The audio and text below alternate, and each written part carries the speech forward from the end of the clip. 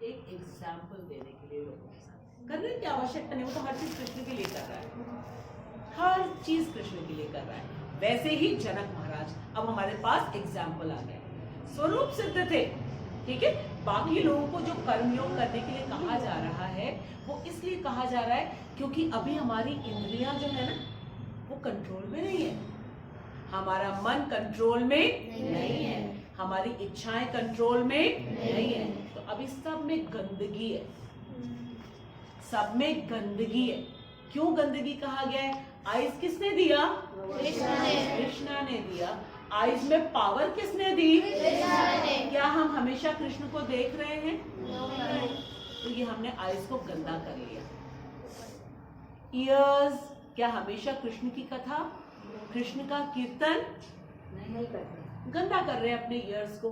Movie के songs हम सुन रहे हैं, गंदा। क्या अपने टंग से हम हमेशा कृष्ण का गुणगान कर रहे हैं?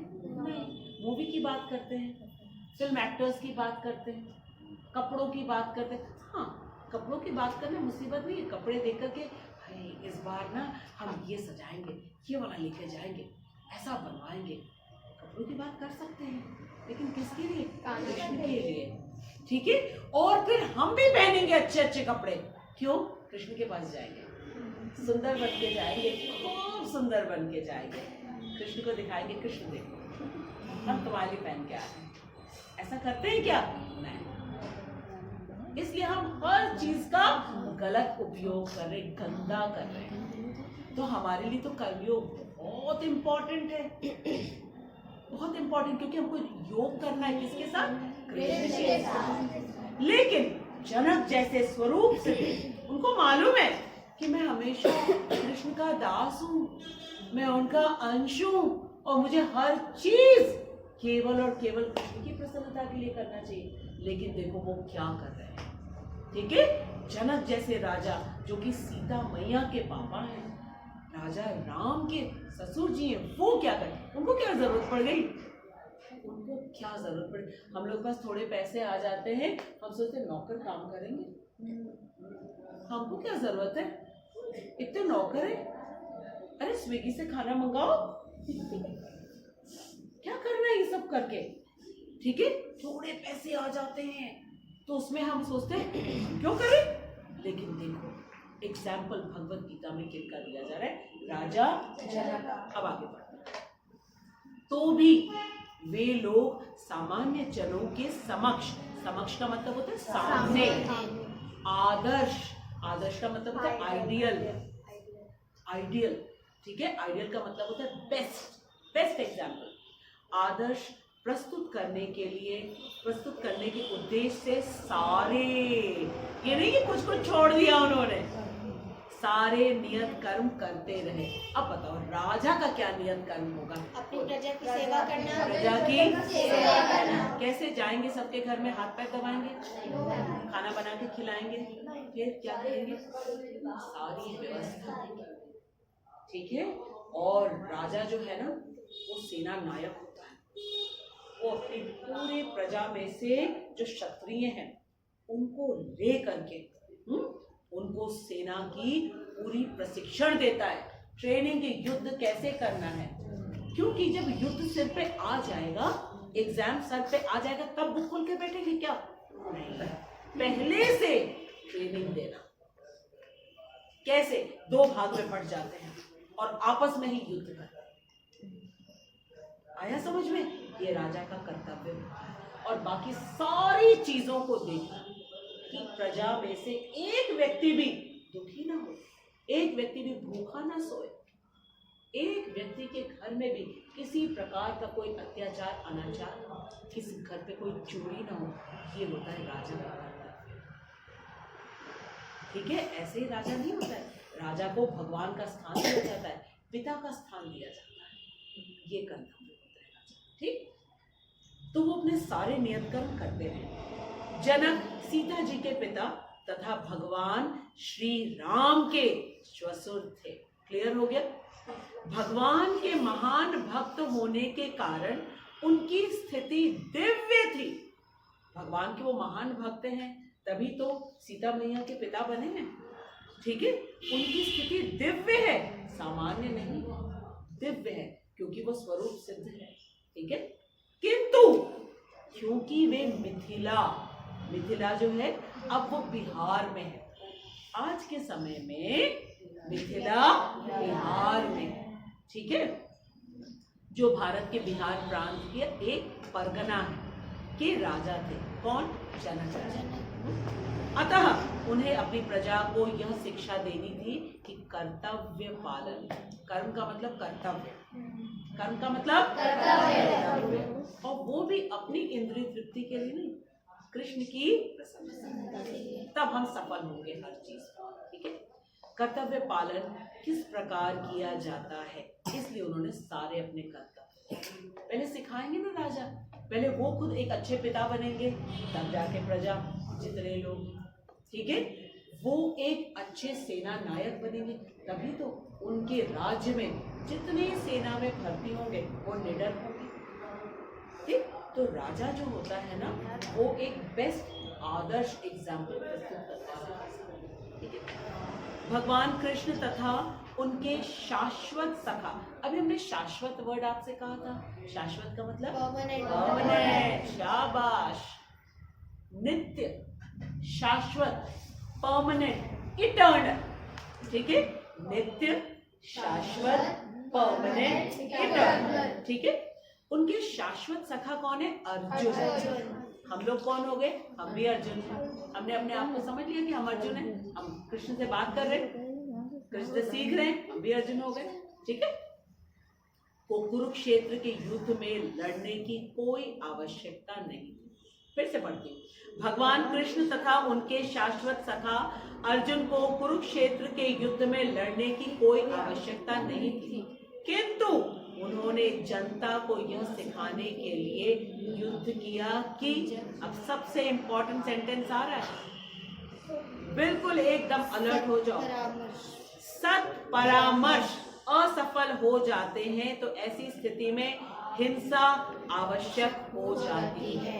हिंसा मतलब वायलेंस, हिंसा मतलब वायलेंस। ठीक है, जब सत्परामर्श, ठीक है, परामर्श का मतलब क्या होता है?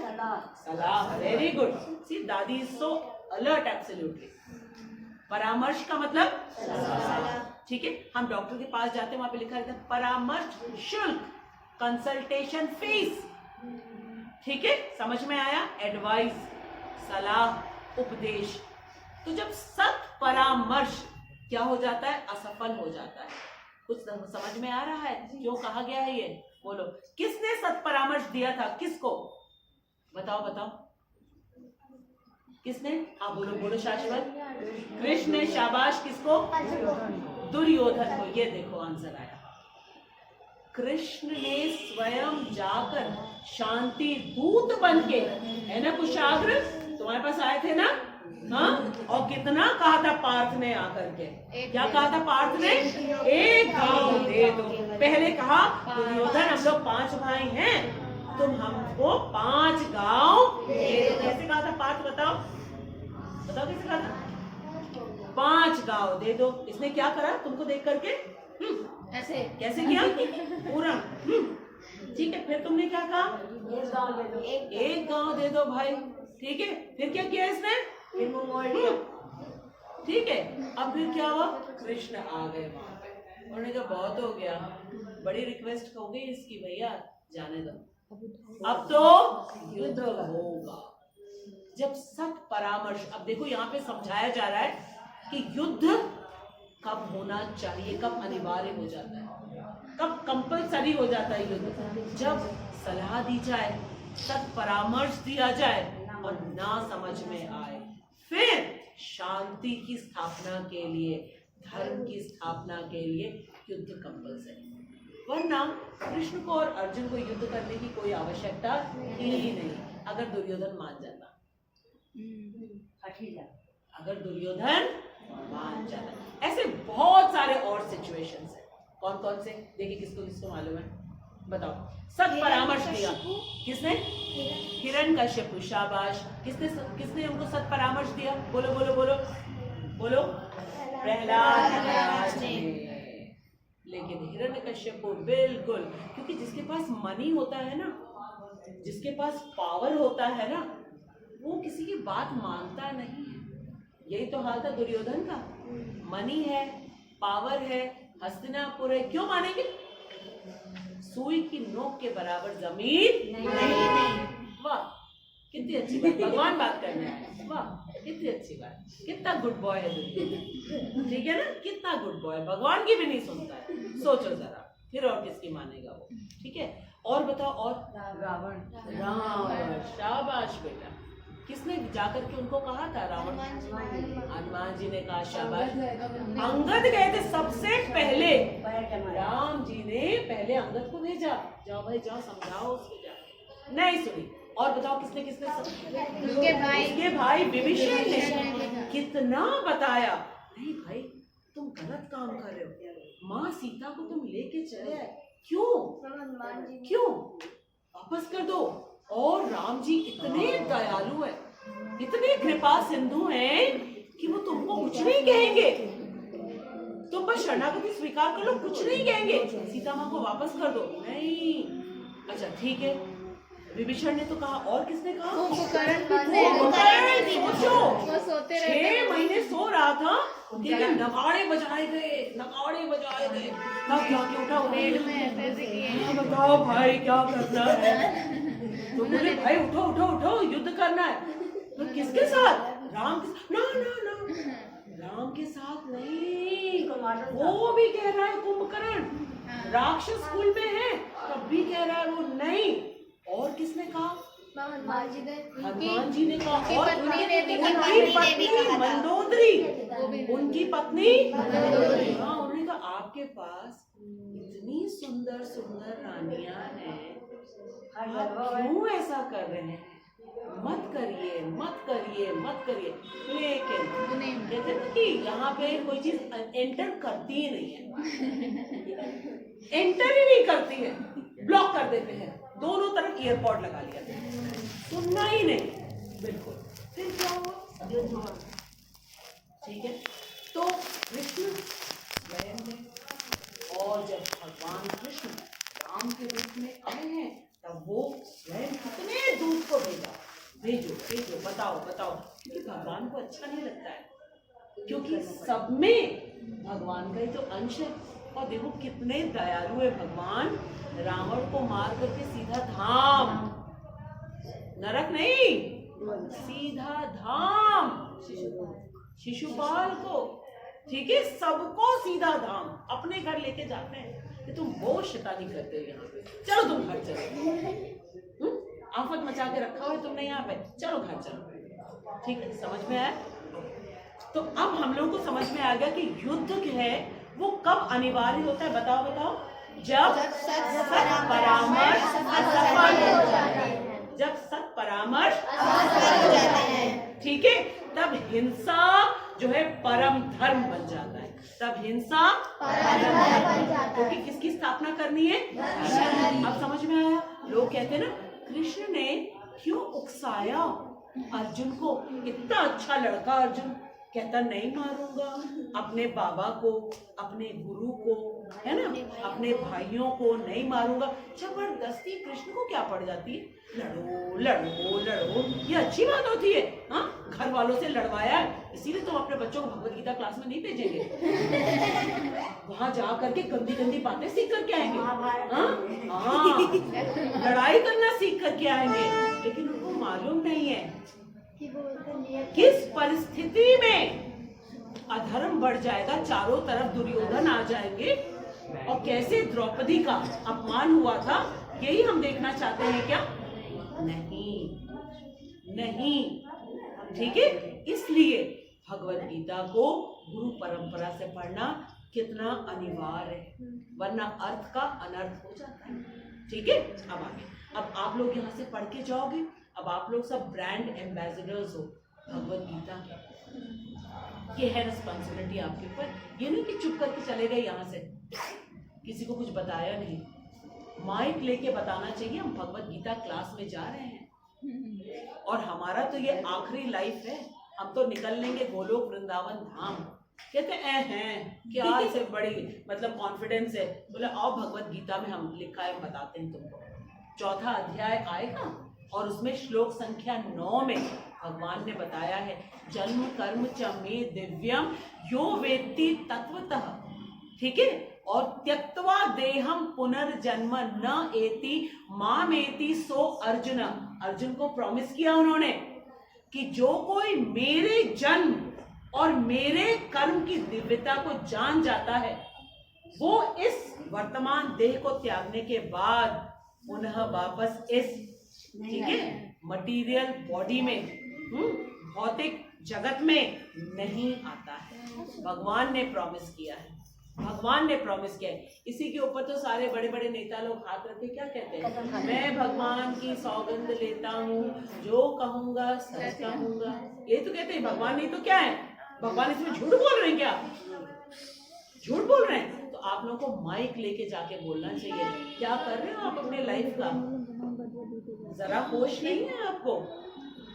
ये ह्यूमन लाइफ मिली है, ये मोमोज और कचौड़ी और डोसा खाने के लिए नहीं बनी है। अवश्य खाओ, भगवान को ऑफर कर दो ना भाई, भगवान ही तो दे रहे हैं। तुम क्या अपने खेत से लेकर के आए हो? हाँ, भगवान का है, वर्षा भगवान से होती है। हाँ, पृथ्वी माता जो है वो भगवान की बहिरंगा शक्ति है। हवा है, जल है, वायु है, सब के सब भगवान की शक्तियां हैं, ठीक है। तो अब सबको समझ में आ गया कि युद्ध जो है कब अनिवार्य हो जाता है, बोलो तो निखिल। सत्परामर्श श्रेष्ठ युद्ध कब कंपलसरी हो जाता है, असफल हो जाता है। अजिता, अजिता किसका नाम है, अजितांशी, अजित किसका नाम है, कृष्ण का नाम है। जो कृष्ण के साथ रहता है ना वो अजित बन जाता है। कृष्ण को कोई नहीं जीत सकता, कोई नहीं जीत सकता है, सुप्रीम है, उन्होंने कह दिया है, ठीक है। अब आगे आ जाते हैं हम। कुरुक्षेत्र युद्ध के पूर्व, कुरुक्षेत्र युद्ध के पूर्व का मतलब पहले, युद्ध निवारण, ताकि युद्ध ना हो, ताकि युद्ध ना हो। जैसे अभी कोरोना ना हो, कोरोना निवारण के लिए वैक्सीनेशन लगाया जा रहा है, उसके बाद भी हो जा रहा है। ये तो हम लोग का हाल है, ठीक है। यहाँ जितनी प्लानिंग, जितने साइंटिस्ट वैक्सीन निकाले, मेडिसिन निकाले, सब फेल। 100% सक्सेसफुल रेट कहीं नहीं हो सकता। लेकिन भगवत गीता में जो एक एक शब्द लिखा है भगवान का 100% सत्य है, ठीक है। युद्ध निवारण के लिए भगवान तक ने सारे प्रयास किए। देखो जरा भगवान, हम लोग कहते हैं हम थक जाते हैं, खुद गए, हाँ, किसके पास, जानते थे भगवान उसका बिहेवियर कैसा होगा, एक बात नहीं। अभी जान रहे हैं क्या भगवान, हृदय में तो बैठे हुए हैं, लेकिन फिर भी गए उसके पास कि एक बार और समझा, क्या पता इस बार, ठीक है, ओके।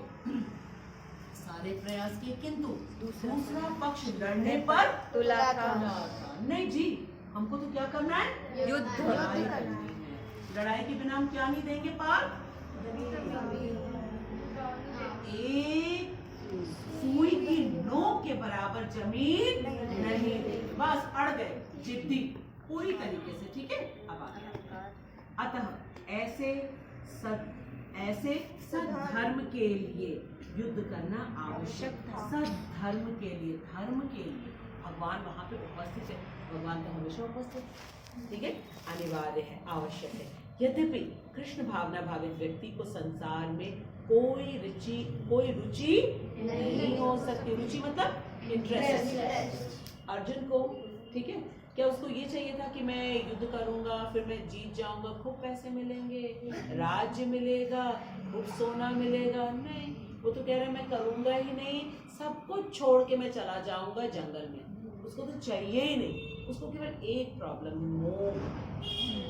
मोह का मतलब क्या होता है, अटैचमेंट। और जैसी अटैचमेंट हुआ, क्या कर्तव्य है और क्या अकर्तव्य है भूल जाते हैं, समझ ही नहीं आता। बस इतना था उसको, एंजॉय करने की बिल्कुल भी उसकी प्रवृत्ति नहीं थी, ठीक है।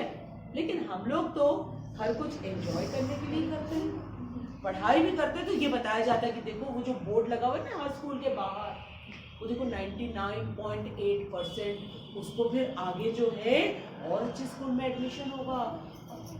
अभी कितना टाइम रहेगा, बहुत अभी फिनिश होने वाला है, 2 लाइन्स, ठीक है। तो फिर क्या करते हैं, फिर बताते कि अच्छे कॉलेज में होगा और फिर तुम्हारी पूरी एजुकेशन कंप्लीट होने के बाद खूब अच्छी जॉब मिलेगी, और अच्छी जॉब मिलेगी तो क्या मिलेगा, पैसा। क्या मिलेगा, पैसा, है ना, क्या मिलेगा, पैसा। पैसा से तुम क्या करोगे, जाओगे मॉल में पिक्चर देखोगे, होटल में जाओगे, रेस्टोरेंट में जाओगे, ठीक है। पैसा, तुमको पैसा चाहिए कि नहीं चाहिए, चलो अच्छे से पढ़ाई करो, चलो चलो चलो अच्छे। कोई ये नहीं कहता है कि कृष्ण को प्रसन्न करने के लिए पढ़ाई करो, खूब मेहनत करो, ठीक है। तो यहाँ भी क्या करते हैं सब लोग, अपनी इंद्रिय तृप्ति के लिए।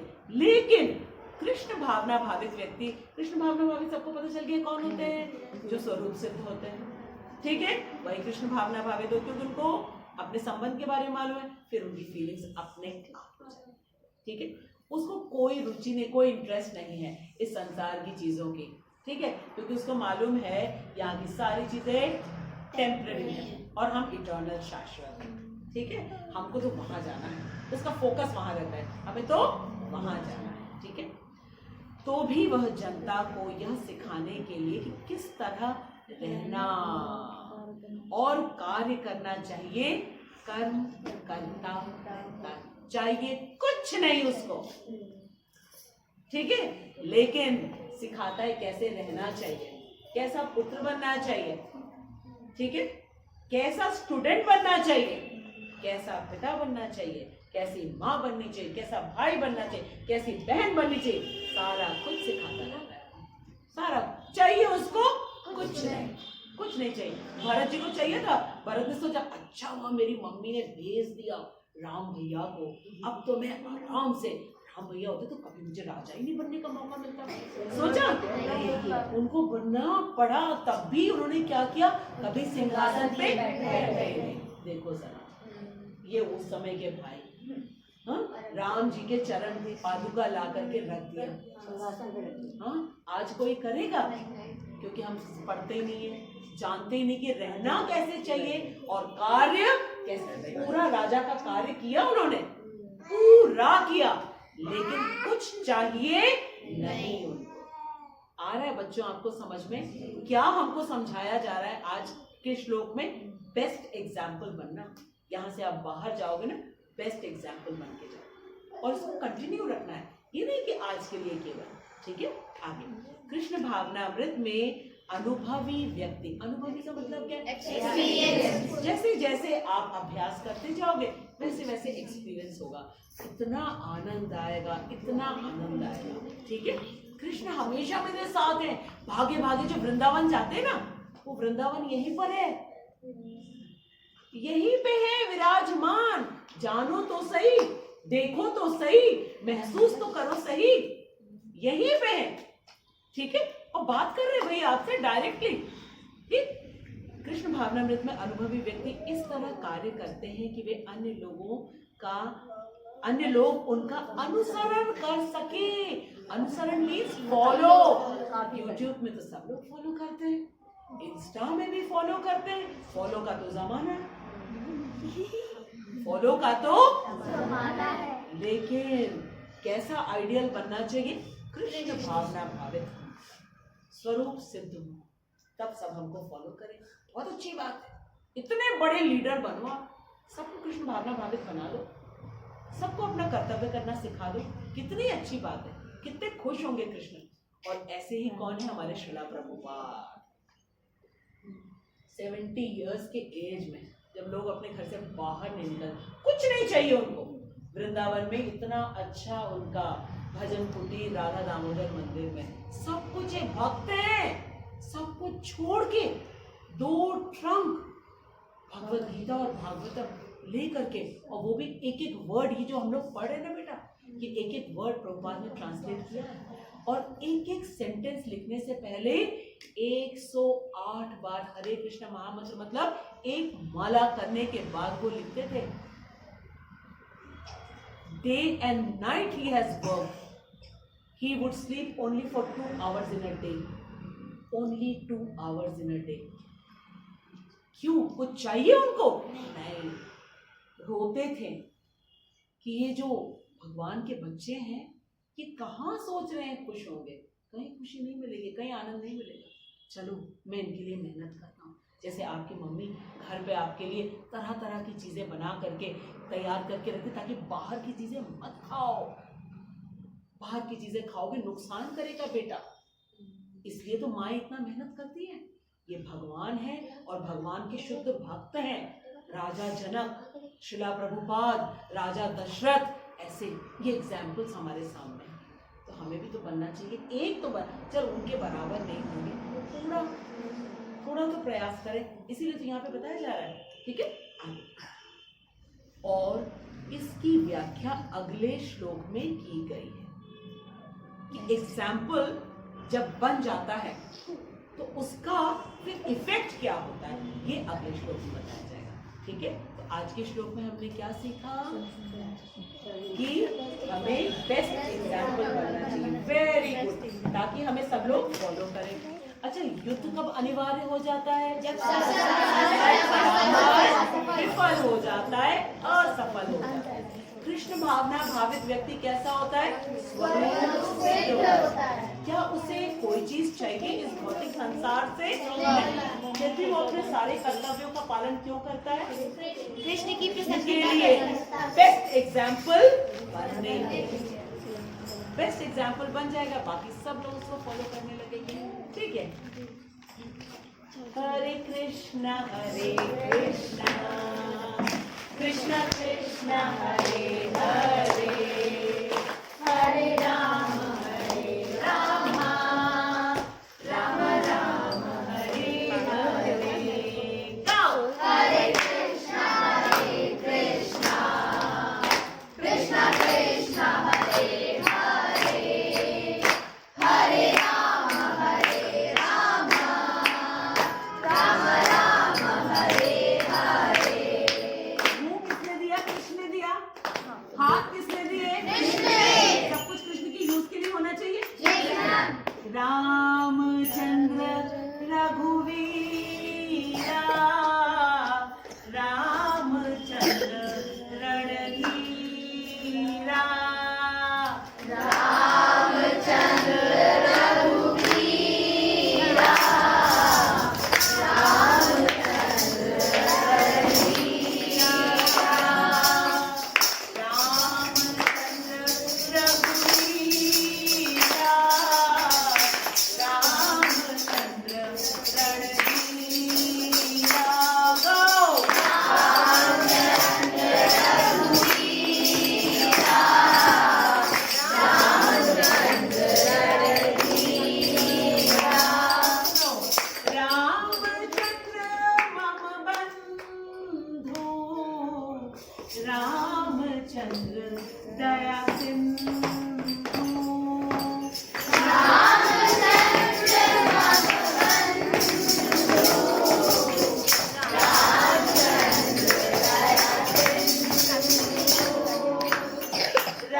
रामचंद्र मम बंधु,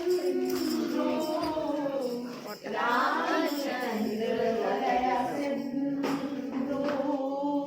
रामचंद्र मम बंधु,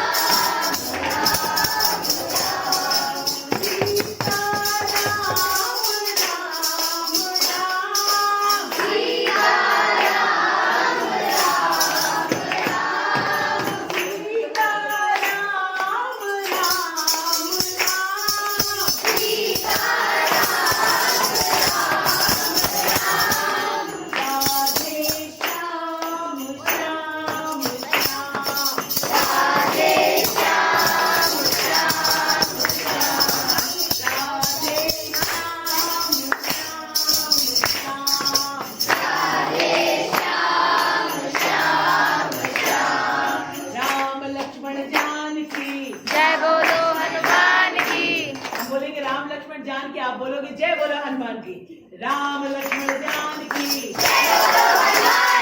राम